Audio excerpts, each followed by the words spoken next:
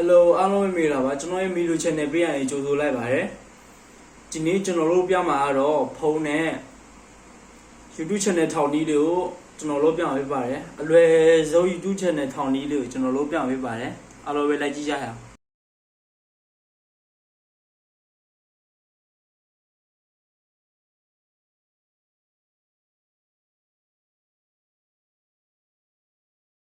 create account နဲ့ပါပြီးတော့ရှိတော့ for myself ဆိုတာကျွန်တော်ရဲ့ဘဝအကြောင်းတွေ့လား to my business ဆိုတာကျွန်တော်ရဲ့အလုပ်ကိုစီမံခန့်ခွဲဖို့အတွက်လားပေါ့သူကမေးတယ်ပေါ့ကျွန်တော်ကကိုယ့်အလုပ်ကိုစီမံခန့်ခွဲဖို့အတွက်ကျွန်တော်ကအောက်ဆုံး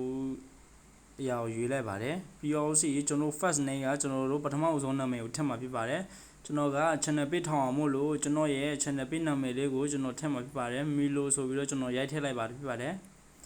ပြီးတော့ဒုတိယတန်းကကျွန်တော်တို့ Milo Channel ဆိုတော့ကျွန်တော်ရဲ့ channel ဆိုပြီးတော့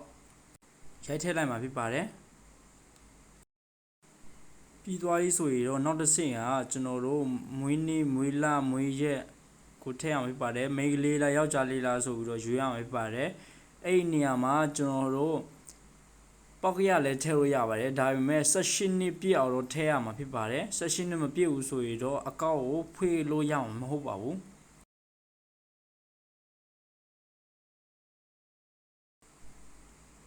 ပြီးတော့ရှိတော့ကျွန်တော်တို့ဒီနေရာမှာသူပြရတဲ့ email လေးကိုကျွန်တော်တို့ရွေးရအောင်ဖြစ်ပါတယ်ကြိုက်တဲ့နေရာရွေးလို့ရပါတယ်အပေါ်ကတန်းလေးရွေးလို့ရတယ်ကျွန်တော်တို့ဒုတိယတန်းလေးရွေးလို့ရတယ်အောက်ဆုံးတန်းရွေးပြီးတော့ကိုယ့်ဘာသာကိုစာလုံးလ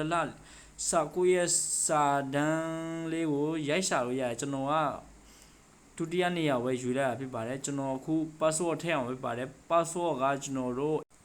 အင်္ဂလိပ်စာနဲ့ကျွန်တော်တို့ကေကနန်းလေးကိုရောထည့်ရမှာဖြစ်ပါတယ်ရှစ်လုံးပြည့်အောင်ထည့်ရမှာဖြစ်ပါတယ်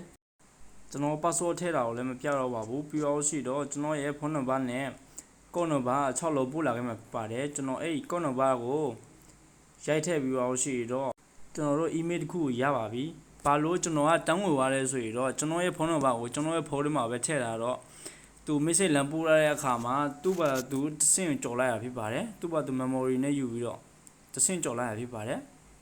ဒီနေရာမှာကကျွန်တော်တို့ skill ကိုနေရရတယ် yes I am in ဆိုတာဒါကျွန်တော်ပဲဆိုပြီးတော့အဲ့လိုမျိုးနေရပါတယ်ပထမဦးဆုံးကျွန်တော်တို့ email အကောင့်ကိုရှောက်ပြီးပါပြီ email အကောင့်ရှောက်ပြီးအောင်ဆိုရင်တော့ကျွန်တော်တို့ YouTube ထဲကိုဝေပြီးတော့ YouTube channel page ကိုထောင်ရအောင်ပါတယ်အားလုံးပဲလိုက်ကြည့်ကြရအောင်နောက်တစ်ဆင့်ကျွန်တော်တို့နောက်တစ်ဆင့်ကတော့ကျွန်တော်တို့ YouTube ထဲကိုဝေရမှာဖြစ်ပါတယ်ပြီးတော့ရှိတော့ညာဘက်ထောက်နာ profile လေးကိုကျွန်တော်တို့ချက်ထောင်းနိုင်မှာဖြစ်ပါတယ်ထောက်ပြီးသွားပြီဆိုရင်တော့ကျွန်တော်တို့ဆက်လို့ရမှာကညာဘက်ထောက်နာအများလေးပုံစံနဲ့ပြတဲ့နေရာကိုကျွန်တော်တို့နောက်တစ်ချက်ထပ်နိုင်မှာဖြစ်ပါတယ်ပြီးသွားရတော့ကျွန်တော်တို့ဆက်လို့ရမှာကတော့ကျွန်တော်ရဲ့ email လေးကအောက်ဆုံးမှာရှိနေပါတယ် Milo Channel ဆိုပြီးတော့အဲ့ဒီနေရာကိုထောက်လိုက်မှာဖြစ်ပါတယ်ပြီးသွားပြီဆိုရင်တော့ကျွန်တော်တို့ပထမ YouTube တွေကိုလာဝေတဲ့အတိုင်းပဲကျွန်တော်တို့ညာဘက်ထောက် profile လေးကိုပြန်ထောက်အောင်ဖြစ်ပါတယ်ပြီးသွားရတော့ကျွန်တော်တို့ your channel ဆိုပြီးတော့အဲ့ဒီစာတန်းလေးကိုကျွန်တော်တို့ပြန်ထောက်ပြီးတော့ဝေမှာဖြစ်ပါတယ်ထောက်ပြီးသွားပြီဆိုရင်တော့ကျွန်တော်တို့ဆက်လို့ရမှာကနာမည်နေရာမှာ Milo Channel မပြောင်းချင်တဲ့ကျွန်တော်တို့ထပ်ပြောင်းလို့ရပါတယ်ပြီးတော့ရှိတော့ကျွန်တော်တို့profile ကိုကြိုက်တဲ့ profile ထည့်လို့ရပါတယ်ဒါပေမဲ့ကျွန်တော်ကမထည့်သေးပါဘူးကျွန်တော်ရဲ့